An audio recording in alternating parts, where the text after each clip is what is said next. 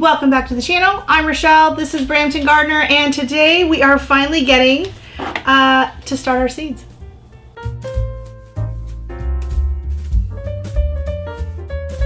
So today is February 2nd, Groundhog Day, and it is going to be my first seed starting of 2023, and I'm very excited to get going on that. So I'm going to be doing a couple of different methods of seed starting. I will be doing 2 trays of, these are just styrofoam trays that I got like veggies or whatever on.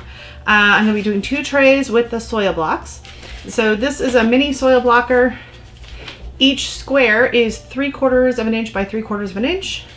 And that means I can get 2 of these. There's 20 in each block. I can get 2 on each, so I can get 40 on this tray, and I get 40 on this tray. So that's going to be really cool. So these I think are primarily going to be my peppers and my tomatoes that are going to be going into these soil blocks. And then the rest I am doing in what is kind of considered like the broadcast method, and that is where I'm just going to put soil in the container and I'm going to just sprinkle the seeds, and then as they sprout and grow, I will prick them out and then pot them up into soil blocks at that point. The reason I'm doing that is because the seeds are so ridiculously tiny that I tried last year, I don't know if you watched that video with the lobelia, and I tried to sprinkle the little tiny seeds on the soil blocks, and it's like I would have like 10 coming out of one soil block. It was a nightmare. So we are just going to stick with the broadcast method this year on these. So this large one I think is going to be for my onions. So I'm going to be doing Walla Walla sweet onions, and I have the red tropia, I think they're called. It's a smaller round shaped red onion, and I am going to be planting them now, and they are going to stay in this container until they get potted out into the garden, because you can just mass grow them really tight, really tiny, and just pull them apart when it's time to plant them out. They do not need to be potted up.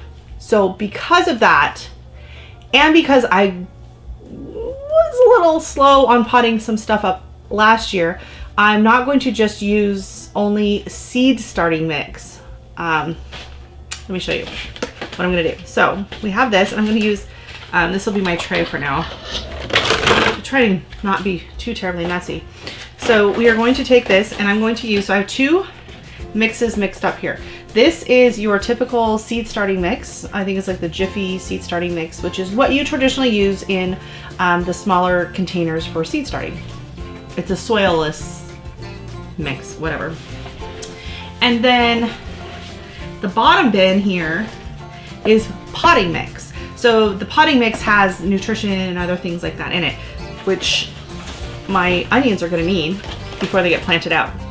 So you might wonder, why do you use the other soil? So the other soil you use mainly for starting seeds indoors, because it's much looser, and it's easier for the little tiny seedlings to sprout and move through. It's not as heavy and compact as the other seed starting mix. I mean, potting mix. It gets confusing. So what I'm going to do is I'm going to put potting mix at the bottom, so that when the roots get longer and they've gone through the easy part of the seed starting mix, then they can reach down into the more nutrient dense potting mix. So I've done this, I did this last year on a few different things. I've also did this in my winter sowing containers with a few of the super fine seeds, because someone had said, well, maybe because I had trouble the year before germination, because they said, well, maybe it was too compacted. So I just did like a light layer on top of the other. So that's what we're going to do for these. So here's my onions. So this is mainly, you can see 3/4 of the way up, it's going to be potting mix.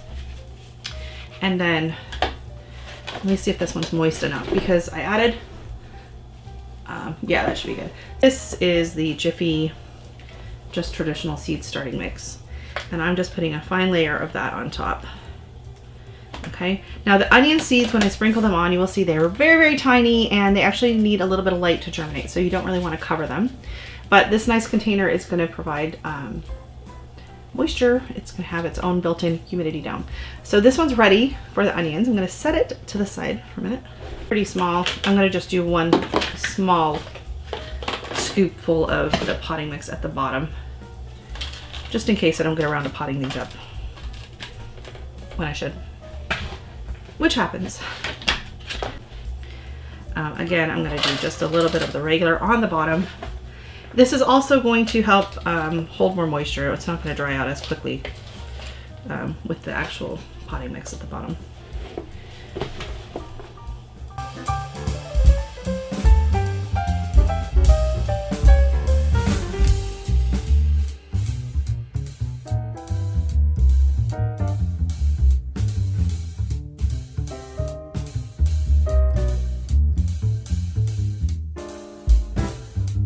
Soil blocks. If I use the soil that is moistened to potting consistency, the blocks will never hold together. So I'll show you what that looks like if I try to squish them in.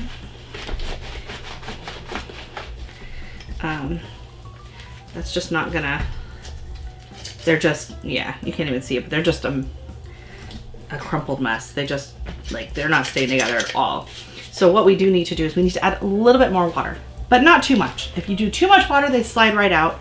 And if you do not enough water, they don't hold their shape. So that is probably the hardest part to learn about soil blocks, and it's not that hard. You just kind of have to, it's kind of like when you build a sandcastle, right? You just have to kind of learn the right consistency.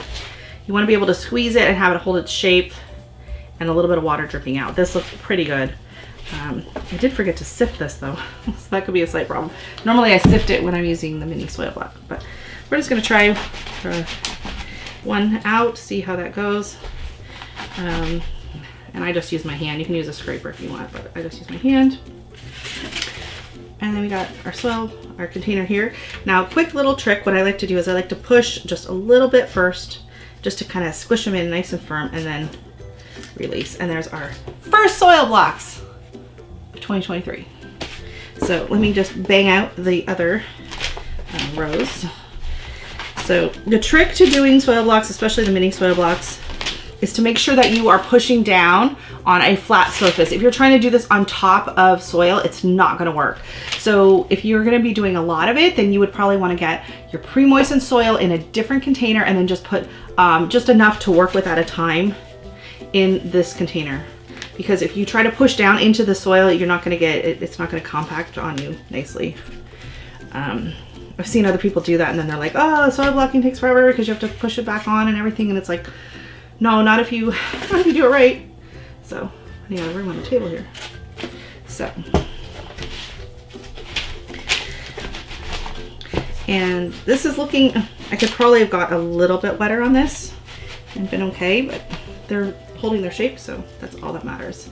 Okay, so you just want to make sure you get it in there nice.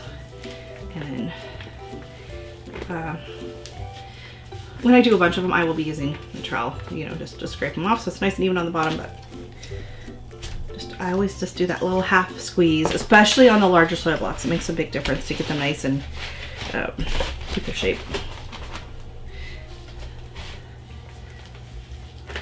So this potting mix did really well. It's not, I didn't sift it, unless it's part that I put back sifted last year, but it was fine not sifting it. So, and there we go. So now I just made 80 seed starting blocks. So that's super fast. So what I'm gonna do now is just let this soil dry back out for my next round of soil blocking and seed starting. And I will set this to the side, and then we're gonna grab our seeds and our labels. So I'll be right back. So I just am using these little wooden tongue depressor thingies, craft sticks, whatever you want to call them, and I'm going to just section it into 8 not equal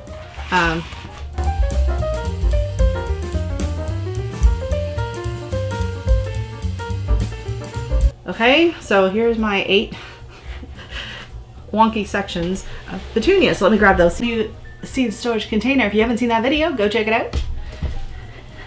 But this is what I'm using this year. So I'm going to start with the store-bought ones that I'm really excited to grow, because I'm going to see how many seeds I have of those, because I haven't opened those packages yet. So those would be Photo Finish Burgundy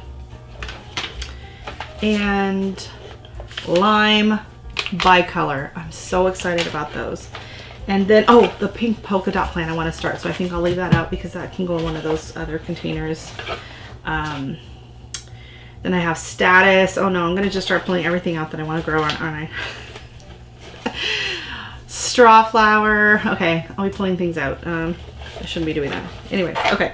Go back in, go back in. Because I'm going to just want to start all the seeds then. So, oh, do these say pelleted?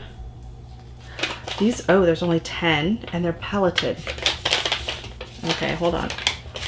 I didn't realize these were pelleted. So this is going to change things. The one thing about Stoke seeds is they have like really great information on the back of the seed packets. You can check out my seed haul video from last summer. I will link it down below, and I will show you. I read off the bottom of those. Okay. So these are pelleted seeds, and there's 10 of them. So I'm not going to waste my seed broadcasting method for that. They are going to go into soil blocks.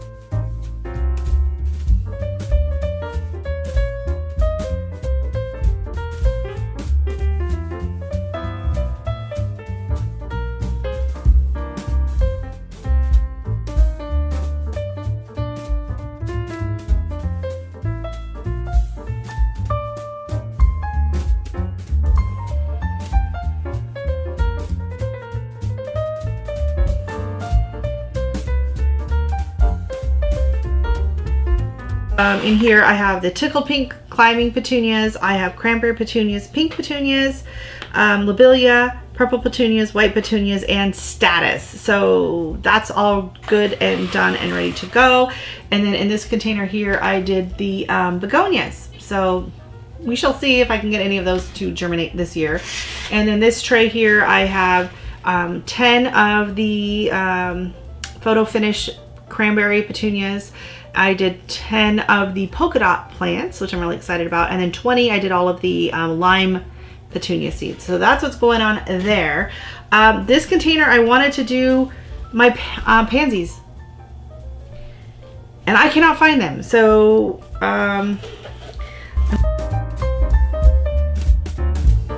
pansies I was really excited to try this year, and I really need to get them started today because I was supposed to have started them like in 1st of January. So they're not in here, so I'm gonna have to, I guess I'm gonna have to go look for them. I didn't put them in here, did I? No.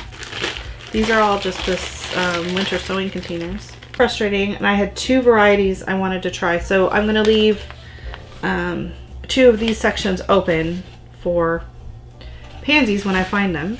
So that means I'm going to be using this kale, the ornamental flowered hybrid flowering kale. I think I'm just going to do some rows. They can be grown really close together, and then as they grow I can actually just cut the greens and eat them as they're growing. So I'm gonna put my divider right here. I don't know if they're gonna look different or not, different enough to tell them apart. So now we are doing the Walla Walla sweet onions that come from Walla Walla, Washington. Oh, and these are pelleted, or I don't know, they're weird. They're blue. They look like mini blue turquoise stones. They're really cute. Oh, that'll be easy to see where we put them on here. So we're gonna be doing quite a few Walla Walla sweets this year, I guess. I've got 300 seeds, and onion seeds apparently don't save very well from year to year. So we're gonna do this many, and we'll see what we end up putting in the ground, because we can always use them as green onions too. Do the pak choi in here because I can pluck those out as they grow and put them in the other containers. Be large enough to do into the soil blocks, but honestly I don't know if I'll bother since I'm starting these so much later. So I will mist all of these with water when I'm done. Oh, and I guess I should label them. I have disorganized mess when doing seeds. I hope this makes you feel better. It's gonna have to be peppers and micro tomatoes. So, and really frost hardy. So that is why I'm gonna start it right now. And they're small, but not ridiculously small. Not like petunia seeds. Petunia seeds are insane. And lobelia, it's like dust. All right, so. And then I'm just gonna put a piece of tape on the top of that one. Oh, chorbadzhiyski we're gonna start with. It's a chili. This grows like a really nice, long, skinny green pepper. So this one I got from my friend Marsha, and I believe they're all Scotch bonnets. So they say Scotch bonnet. Do 5 of the large red cherry.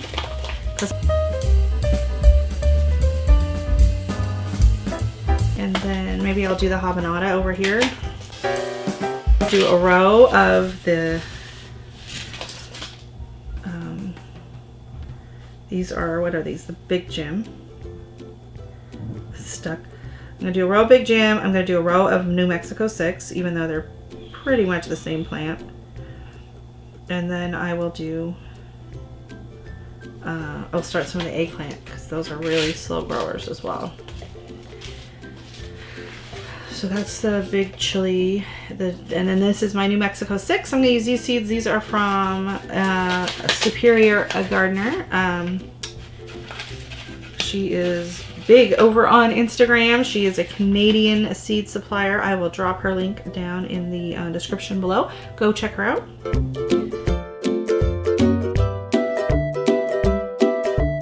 Going.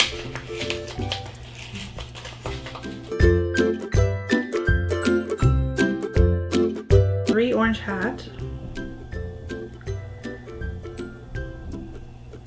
Maybe I got Canary, Bahaha, Tumbling Tom Jr. I'm gonna wait on that because then that means that's a tumbling one. It's a and then I have Ola Polka. Maybe I'll do the Ola Polka. I'll do 2 of those to get those started.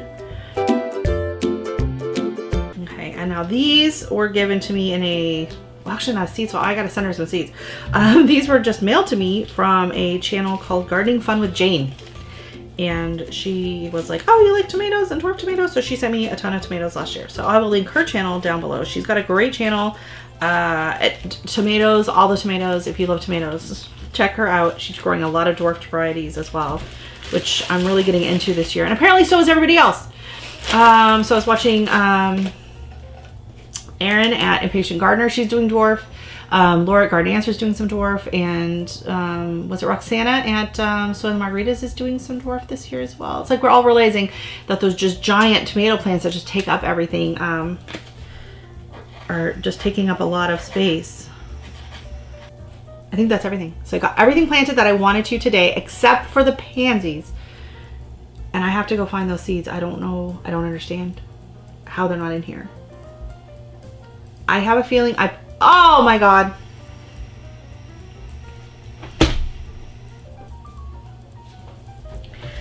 And I forgot that these were in the fridge was because I was planning on starting my seeds last week, and so I stuck them in the fridge like over a week ago.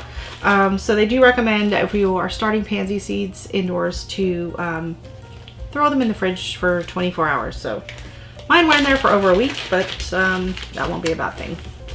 So sometimes something kind of sparks them when they go from being cold like that, and then putting them in and putting them in your on your heat mat. So I was ready to lose my mind. So I was like, fortunately I talked it out, right? That's the importance of talking things out. I was like, well, what if I put them out and then?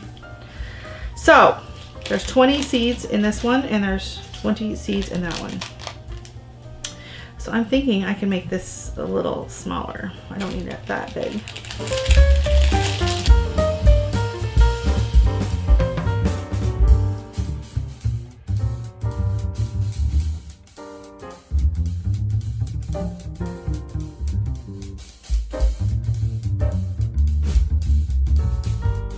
Row is the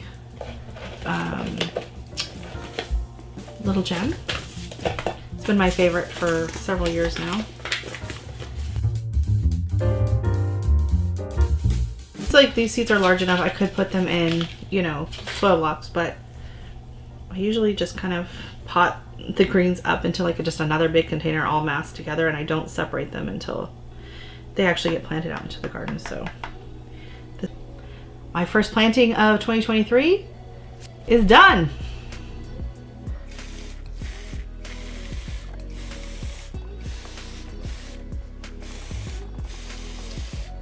And then I am going to be covering it with some small pieces of burlap, and that's just going to help keep the moisture on top of the seeds and keep the seeds moist.